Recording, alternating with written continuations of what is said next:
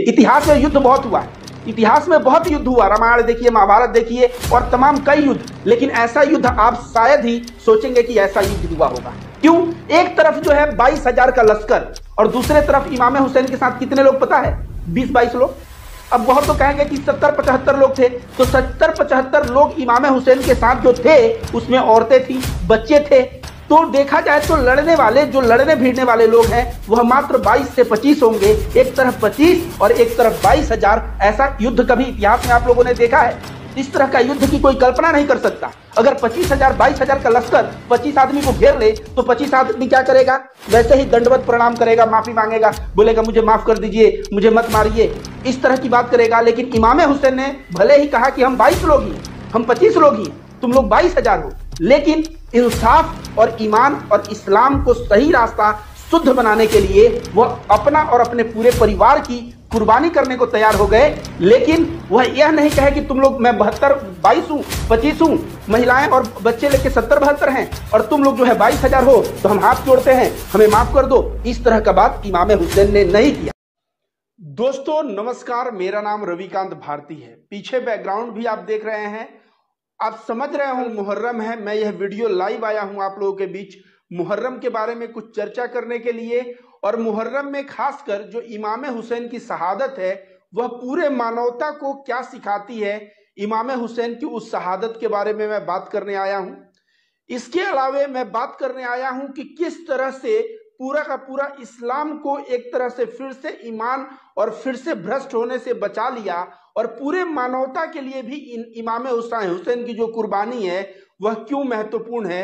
इस चीजों के ऊपर हम लोग चर्चा करेंगे। आपको बता दें दोस्तों, तमाम देश के बड़े बड़े फ्रीडम फाइटर जब वह जेल में रहे हैं, 20 वर्ष जेल में रहने के बाद उनको याद आया कि शायद अब हम जेल से निकल जाएं, तो उनको इमाम हुसैन की कुर्बानी याद आई कि उन्होंने पूरा का पूरा मतलब अपने परिवार को कुर्बान कर दिया, अपने आप को कुर्बान कर दिया। और इस तरह से फ्रीडम फाइटर भी जब इतना बड़ा इमाम हुसैन कुर्बानी दे सकते हैं तो छोटा कुर्बानी वे लोग क्यों नहीं दे सकते, बोल के वे लोग भी अपने जो है संघर्ष के रास्ते पे, बलिदान के रास्ते पे, कुर्बानी के रास्ते पे लगे रहे।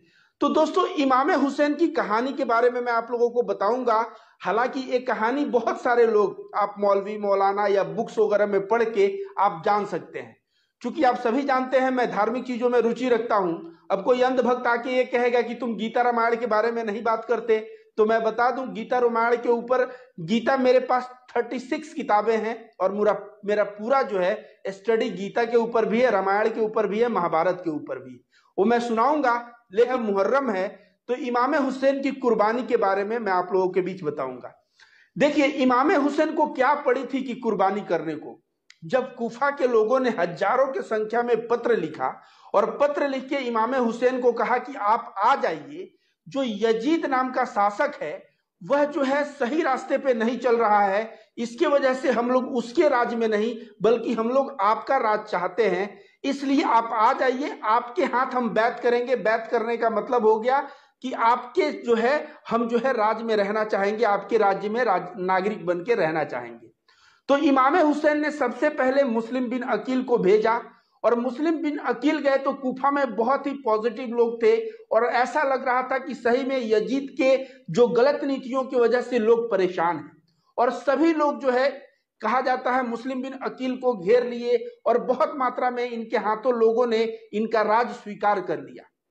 अब जो है आप लोगों को मैं ये बता दूं कि इमाम हुसैन, अब आपके मन में आएगा यजीद क्या गलत था, इमाम हुसैन क्या सही थे। इमाम हुसैन का मानना यह था कि इस्लाम जो है यह केवल इस्लाम, हम कहें कि हम मुसलमान हैं, हम इस्लाम हैं, और जितना भी कुकर्म है, जितना भी हराम है, हम हराम की कामों को करते रहें और कहें कि हम मुसलमान हैं, तो यह एक तरह से भ्रष्ट हो गया। तो इमाम हुसैन ने कहा कि नहीं, ऐसा नहीं चलेगा। अब आपको लगेगा, उन्होंने कहा कि जो चीजें जायज है इस्लाम उसके साथ है, जैसे हलाल और हराम होता है तो हलाल के साथ इस्लाम रहेगा। अब आपके मन में आएगा कि हलाल क्या चीज है, तो हलाल जैसे इंसाफ हलाल हो गया और ना इंसाफी ये हराम हो गया। अब जिस राज्य में इंसाफ ना हो, मान लीजिए कोई अमीर आदमी आपको 4 थप्पड़ मारे और आप जाएं तो कोई पुलिस के पास कोई इंसाफ न मिले, न्यायालय के पास कोई इंसाफ न मिले, तो आप वहां रहना पसंद करेंगे? वहां रहेंगे भी तो जो पैसे वाले हैं उनसे दब के रहेंगे, जो पावर वाले हैं उनसे दब के रहेंगे। जबकि इस्लाम में सिखाया गया है कि बात ऐसा नहीं है। इस्लाम के अनुसार अगर जो अमीर हो, गरीब हो, कोई भी गलती किया है तो उसको सजा मिलनी चाहिए। तो इमाम हुसैन चाहते थे कि जो इस्लाम है यह जो है हलाल के रास्ते चले, यह इंसाफ के रास्ते चले और जो है यह सत्य के रास्ते चले। लेकिन यजीद देखा जाए तो जो है गलत चीजें करता था और एक तरह से वह जो है गलत चीजें करता था। तो इसके वजह से कूफा के लोगों ने पत्र लिखा और इमाम हुसैन आए, मुस्लिम बिन अकील को भेजा। मुस्लिम बिन अकील के यहां तो काफी लोग ने कहा कि मुझे आपका राज पसंद है, बैत कर लिया। उसके बाद मुस्लिम बिन अकील ने एक पत्र लिख दिया और किसको लिखा? इमाम हुसैन को पत्र लिख दिया कि आप जो है कूफा आइए, यहां सब कुछ पॉजिटिव है। लेकिन इसी बीच कूफा का गवर्नर बदलता है और गवर्नर इब्न जियाद आता है, जो बहुत बड़ा जो है जालिम टाइप में रहता है। और उसकी जालिमपन की कहानी यह है कि वह मुस्लिम बिन अकील की बहुत बुरी तरह से हत्या कर देता है, उनके 2 शहजादों का कत्ल करवा देता है। और मुस्लिम बिन अकील जो पत्र लिख चुके थे इमाम हुसैन के पास, जिस दिन मुस्लिम बिन अकील मारे जाते हैं उसी दिन वह पत्र पहुंचता है किसके पास? इमाम हुसैन के पास, कि यहाँ सब कुछ ठीक चल रहा है, हजारों लोगों ने हमारी जो है राज को स्वीकार कर लिया, हमारे यहाँ तो बैत कर लिया, आप यहाँ चले आइए, यहाँ चीजें अच्छी चल रही है। और जिस दिन मुस्लिम बिन अकील मारे गए उसी दिन वह पत्र प्राप्त हुआ। अब इमाम हुसैन तो यही सोचे कि भाई चलते हैं, जब सब कुछ ठीक है तो क्यों जो है गलत चीज नहीं होना चाहिए, चीजें अच्छाई होनी चाहिए, सच्चाई होनी चाहिए, इंसाफ कायम होना चाहिए, किसी भी तरह का जो है हराम नहीं होना चाहिए। इस्लाम ये सिखाता है। और कोई यजीद अगर यह गलत कर रहा है और कूफा के लोग हमारा जो है वहां पे हमारे हाथों बैत करने को तैयार हैं, तो चलो भाई हम चलते हैं। इमाम हुसैन चलते हैं तो आपको इसमें शिक्षा देखिए क्या है। वो लोग चलते हैं। अब देखिए इतिहास में युद्ध बहुत हुआ है, इतिहास में बहुत युद्ध हुआ, रामायण देखिए, महाभारत देखिए और तमाम कई युद्ध। लेकिन ऐसा युद्ध आप शायद ही सोचेंगे कि ऐसा युद्ध हुआ होगा। क्यों? एक तरफ जो है 22,000 का लश्कर और दूसरे तरफ इमाम हुसैन के साथ कितने लोग पता है? 20-22 लोग। अब बहुत लोग कहेंगे कि 70-75 लोग थे, तो 70-75 लोग इमाम हुसैन के साथ जो थे उसमें औरतें थी, बच्चे थे। तो देखा जाए तो लड़ने वाले, जो लड़ने भिड़ने वाले लोग हैं वह मात्र 22 से 25 होंगे। एक तरफ 25 और एक तरफ 22,000। ऐसा युद्ध कभी इतिहास में आप लोगों ने देखा है? इस तरह का युद्ध की कोई कल्पना नहीं कर सकता। अगर 25,000 22,000 का लश्कर 25 आदमी को घेर ले तो 25 आदमी क्या करेगा? वैसे ही दंडवत प्रणाम करेगा, माफी मांगेगा, बोलेगा मुझे माफ कर दीजिए, मुझे मत मारिए, इस तरह की बात करेगा। लेकिन इमाम हुसैन ने भले ही कहा कि हम 22 लोग ही हैं, हम 25 लोग ही हैं, तुम लोग 22,000 हो, लेकिन इंसाफ और ईमान और इस्लाम को सही रास्ता शुद्ध बनाने के लिए वह अपना और अपने पूरे परिवार की कुर्बानी करने को तैयार हो गए। लेकिन वह यह नहीं कहे कि तुम लोग, मैं 22 हूं, 25 हूं, महिलाएं और बच्चे लेके 70-72 हैं और तुम लोग जो है 22,000 हो, तो हम हाथ जोड़ते हैं, हमें माफ कर दो। इस तरह का बात इमाम हुसैन ने नहीं किया।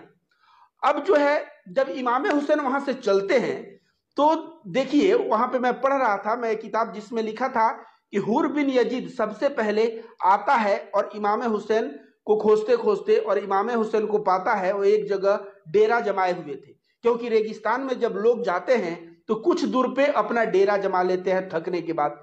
तो वहां डेरा जमाए हुए थे और यह पहुंचा तो हुर बिन यजीद जो पहुंचा 1,000 सैनिक लेके, क्या करने के लिए? इमाम हुसैन का मारने के लिए, उनका कत्ल करने के लिए।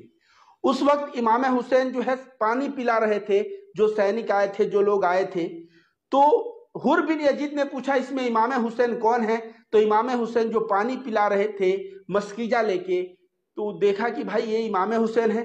तो उसको लगा कि कहीं ना कहीं मोहम्मद साहब के परिवार वाले हैं, इनका अखलाक सही में बहुत अच्छा है। और उसने यह भी कहा कि हमें यजीद की तरफ से ऑर्डर जब मिला है, हमें इब्न जियाद की तरफ से जब ऑर्डर मिला है कि आपको रोकना है, तो मैं आपको आगे नहीं जाने दूंगा। तो फिर बातें हुई, तो बातें यह हुआ कि आप न मदीना की तरफ लौटिए और न ही कूफा की तरफ लौटिए, आप कोई बीच का रास्ता पकड़ लीजिए। इमाम हुसैन ने बीच का रास्ता पकड़ लिया।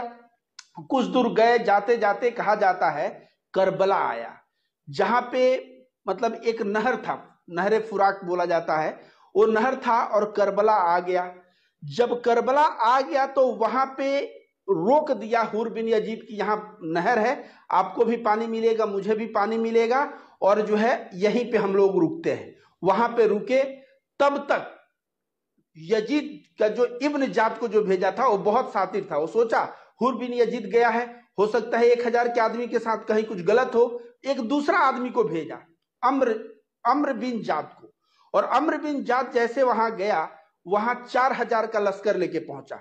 तो हुर बिन यजीद 1000 का लश्कर लेके और 4000 का ये लश्कर लेके, टोटल कितने 5000 लश्कर लेके पहुंच गया वहां पे। और पहुंचते ही वहां पे सीधे वह कहा कि हम लोग जंग करेंगे, हम लोग ऐसे रहने वाले नहीं हैं, क्योंकि अम्र बिन जात को यजीद ने, कहा जाए इब्न जियाद ने लालच दिया था कि तुमको ईरान का हुकूमत मिलेगा।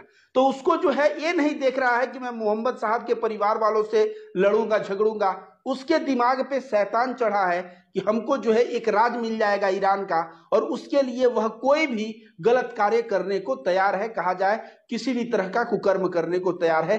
तो हम मार झगड़े पे उतारू था। इसके बाद जो है सिम्र आ गया, जो पूरा करबला के लड़ाई में जो सबसे जालिम आदमी था वह था सिम्र। और सिम्र आया, जैसे ही सिम्र आया तो एक तरफ से सिम्र हो गए, अम्रजात हो गए, और हुर बिन यजीद, ये 3 लोगों का काफिला, लगभग 22,000 सैनिकों का काफिला, और एक तरफ इमाम हुसैन के साथ 22-25 लोग। उसके बाद देखिए युद्ध का कुछ नियम होता है, युद्ध के नियम का भी पालन नहीं करना है।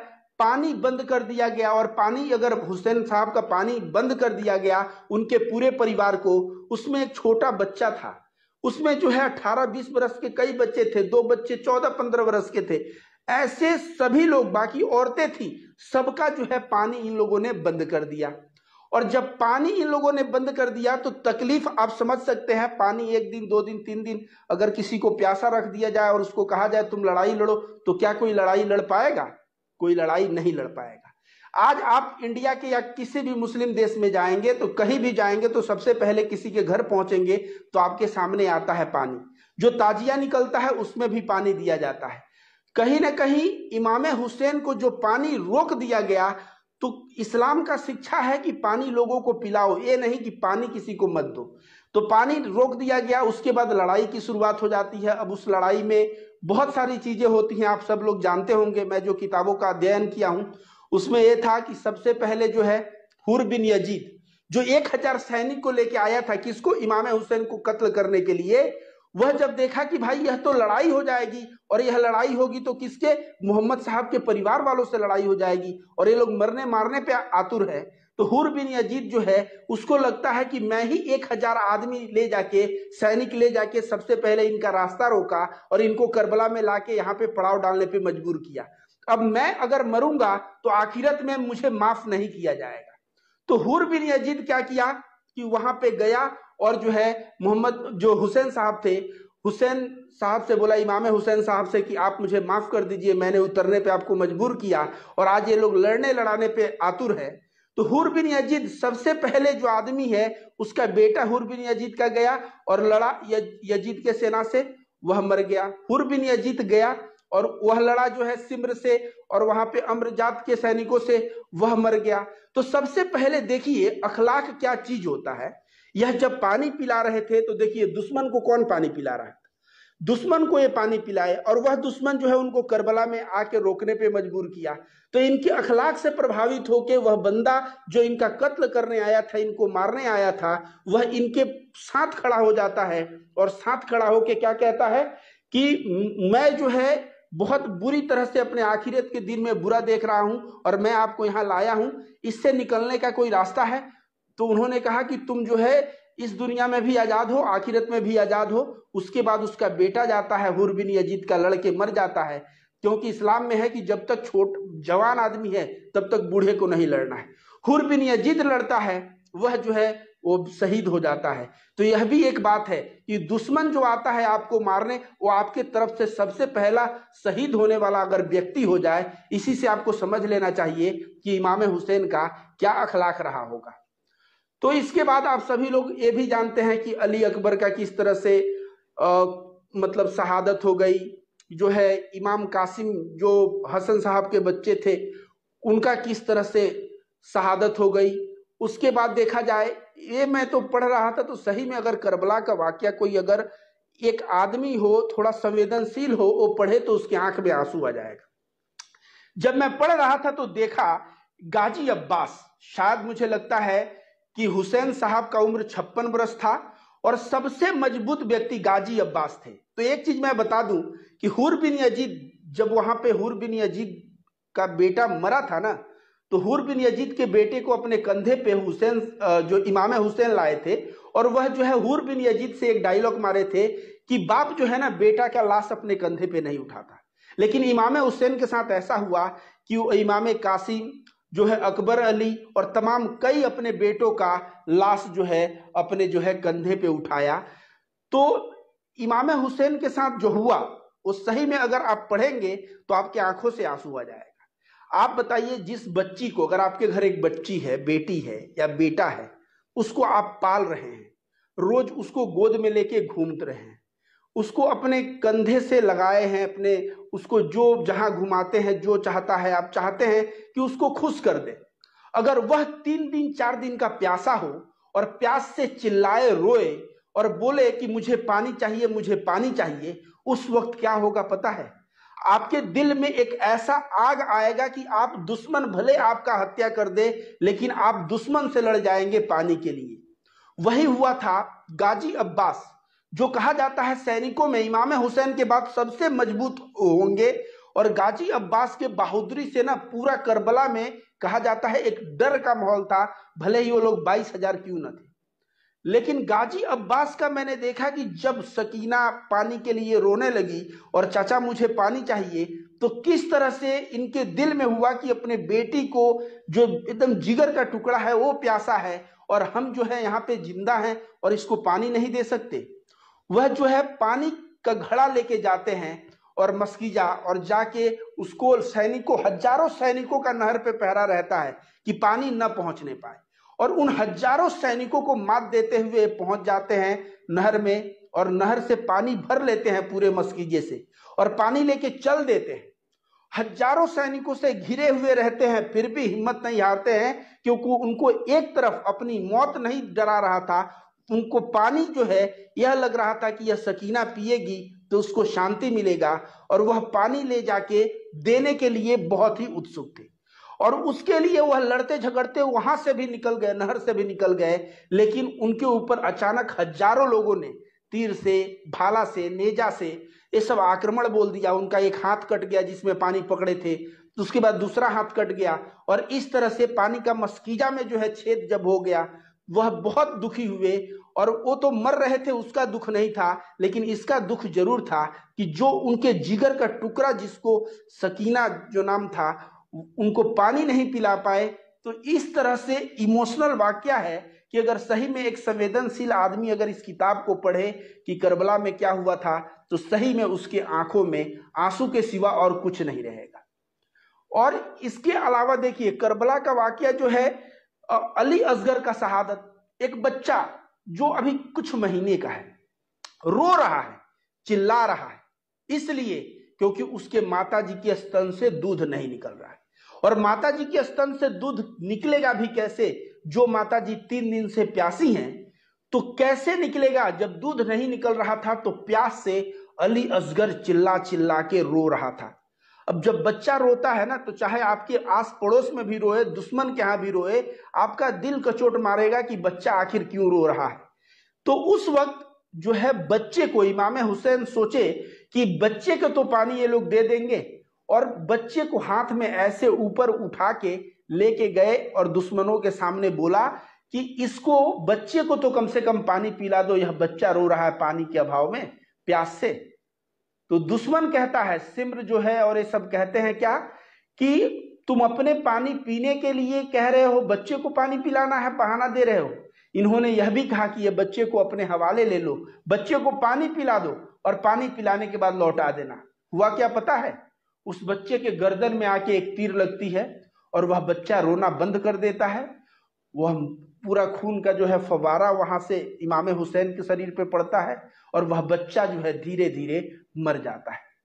जो लोग कहते हैं कि मैं इस्लाम को समाप्त कर दूंगा, इस्लाम खतरे में है, इस तरह से बर्बरता हुआ था इमाम हुसैन के साथ। उस वक्त जो है इस्लाम से खिलवाड़ जो भी करना चाहता था नहीं कर पाया। इस्लाम को शुद्धिकरण के लिए, इस्लाम जैसा है वैसा बनाने के लिए इमाम हुसैन ने शहादत दे दिया।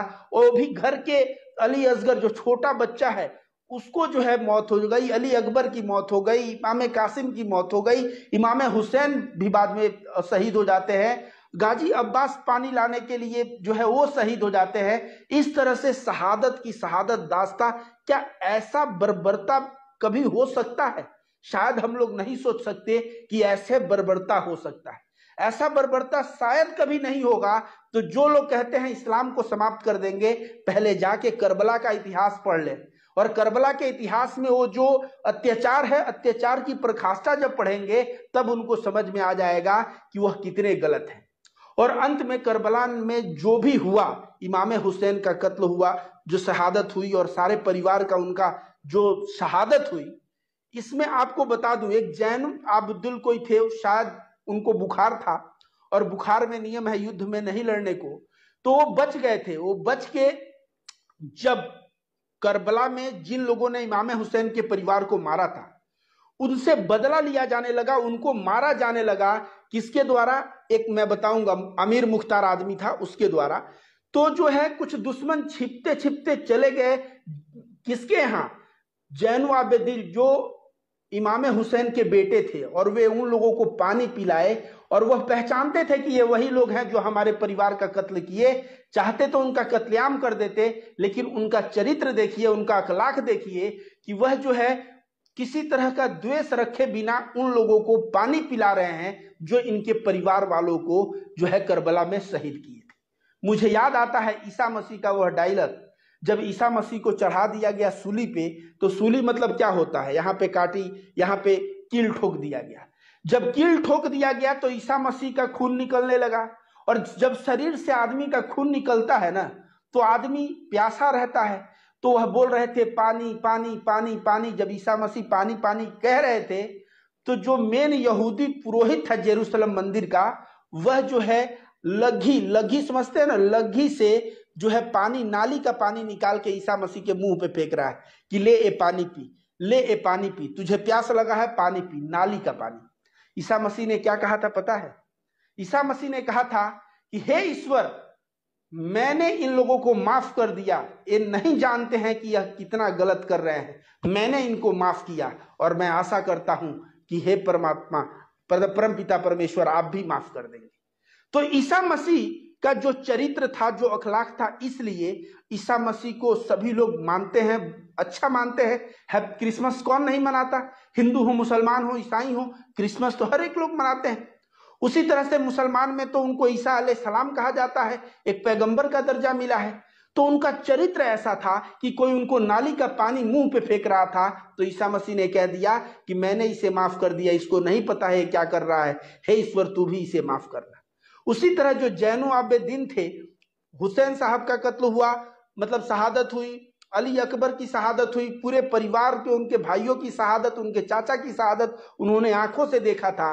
लेकिन फिर भी जब दुश्मनों को, करबला के दुश्मनों को खोज खोज के मारा जा रहा था मुख्तार के द्वारा, तो उस वक्त आता है दुश्मन छुपने के लिए, तो जैनु आबेदीन पानी पिलाते हैं और वह पहचान जाते हैं कि ये वही बंदा है, लेकिन उसको मारते पीटते नहीं। लेकिन समय का डिमांड, कहा जाता है ना, जब अत्याचार, कभी अंग्रेज आए थे तो सोचे कि मैं यहां आजीवन रहूंगा, चले गए। इसके अलावा तमाम पार्टियां, इंदिरा गांधी आई तो सोची हम लंबे समय तक रखेंगे, इमरजेंसी लगाई, फलाना ढेकाना, वो भी चली गई। उसी तरह से अभी जो बीजेपी है, मोदी जी हैं, ये भी लोग सोच रहे हैं हम परमानेंट रहेंगे।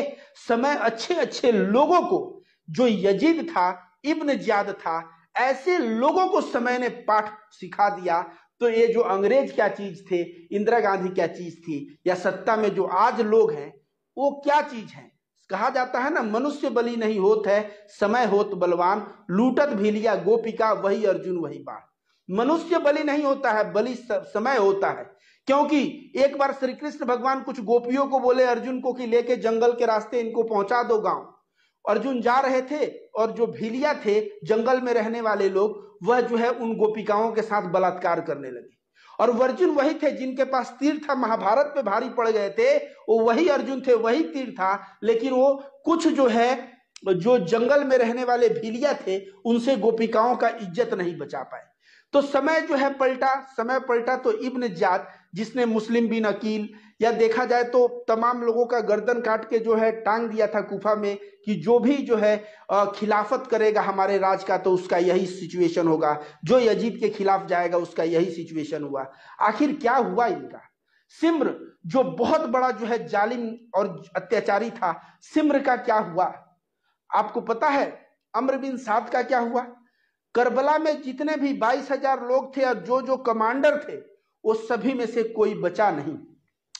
अमीर मुख्तार नाम का एक व्यक्ति, वहां कहते हैं ना जब लोगों में गुस्सा आया, जनता में गुस्सा आया, तो सभी जो है जनता अमीर मुख्तार के इर्द गिर्द जो है मंडराने लगी। और अमीर मुख्तार जो है इस तरह से पावरफुल हो गए बंदा कि जो है सभी का, कहा जाता है सिम्र जो है वह भागे फिर रहा था और अंत में जो है कंबल ओढ़ के सिम्र जो है छुप सोया था कि यहाँ पे कोई नहीं आएगा। कहा जाता है उसी कंबल से सैनिक पहुंचे और लगे भाला मारने ना कि वो कंबल से अंदर उनके सीने के जाने लगा। जब भाला नेजा जाने लगा तो सिम्र को शायद तब याद आ गया होगा कि उसने क्या कर्म किए थे। इब्न ज़ियाद के साथ ही भी ऐसा ही हुआ, आम्र बिन साद के साथ भी ऐसा हुआ। और मुख्तार अकेले करबला के 22,000 सैनिक में कहा जाता है 7,000 लोगों को वो सीधे बोला था इनाम देंगे। करबला में कौन कौन गया था और जो जो लोग करबला में गए थे उनको पकड़ पकड़ के उनकी जो है उनके कर्मों की सजा अमीर मुख्तार ने दिया। तो कहा जाता है कि समय जो है ठीक समय बदला, यजीद की हुकूमत बदली, इब्न ज़ियाद बदले, सब जो है मतलब मर गए, डूब गए, जो भी हुआ इनका सत्ता चला गया। और फिर सत्ता जो आया उस सत्ता में इमाम हुसैन जो जिस चीज के लिए लड़े थे उन सिद्धांत और उन मूल्यों पे चलाने वाला मतलब जो है सत्ता उस पे चलने लगा। तो ऐसा नहीं है कि व्यक्ति, कहा जाता है अगर व्यक्ति शहीद हो जाए तो भगत सिंह ये सोच के शहीद हुए थे कि देश आजाद होगा तो हम सांस लेंगे, वो भी तो सोचते कि मैं देश आजाद होगा तो देखूंगा, सांस लूंगा, देखूंगा आजाद देश कैसा होता है, अंग्रेजों के बिना देश कैसे होता है। भगत सिंह ये सोचते, लेकिन उन्होंने सोचा नहीं सोचा। लेकिन कहीं ना कहीं भगत सिंह की जो फांसी हुई, जो भगत सिंह, सुखदेव, इन लोगों को जो फांसी हुई उसके वजह से भी ब्रिटिश गवर्नमेंट पे बहुत ज्यादा प्रेशर बना, जिसके वजह से उन लोगों को आजादी भारत को देनी पड़ी। तो दोस्तों मैं जो एक ओवरऑल कुछ कुछ बताना चाहता था वो बता दिया। जैसे बताना चाहता था एक तरफ 22 लोग, एक तरफ 22,000 का लश्कर, ऐसा लड़ाई कभी भी इतिहास में नहीं हुआ है। मैंने बताया पानी, जो आमतौर पे पानी पहला ऑफर किया जाता है, वह पानी के लिए कितना जो है क्या क्या हुआ इसके बारे में मैंने बताया। मैंने कुछ इंपॉर्टेंट घटनाएं बताई कि किस तरह से इमाम हुसैन के परिवार के साथ नाइंसाफी हुआ। मैंने कुछ ये भी बताया कि इमाम हुसैन के परिवार के लोगों का अखलाक देखो कि जो उनके कत्ल करने वाले थे उनके परिवार को, वे लोग भी गए तो उनको पानी पिलाता हुआ वो जो है उनका बेटा जो है देखा गया। इस तरह से करबला, अब मैं बहुत ज्यादा तो इस्लामिक स्कॉलर नहीं हूं कि बहुत डिटेल में बता पाऊं, लेकिन मैंने करबला के ऊपर 3 किताबें पढ़ी है। आप बोलेंगे तो मैं कमेंट में उस किताबों का स्क्रीनशॉट मार के भेज दूंगा, आप लोग भी पढ़िए। और वो जो है लिखा हुआ है इंग्लिश राइटर का, किताब अंग्रेजी में है, अगर आप अंग्रेजी पढ़ पाते हैं पढ़ पाइए तो पढ़िए। आप पढ़ेंगे तो पता चल जाएगा कि क्या है और किस तरह से घटना घटी। और यह घटना मैं कह रहा हूं ना कि कोई भी संवेदनशील व्यक्ति अगर इसे पढ़ेगा तो मैं गारंटी देता हूं कि उसकी आंखों में आंसू आ जाएगा, जो भी घटना हुई।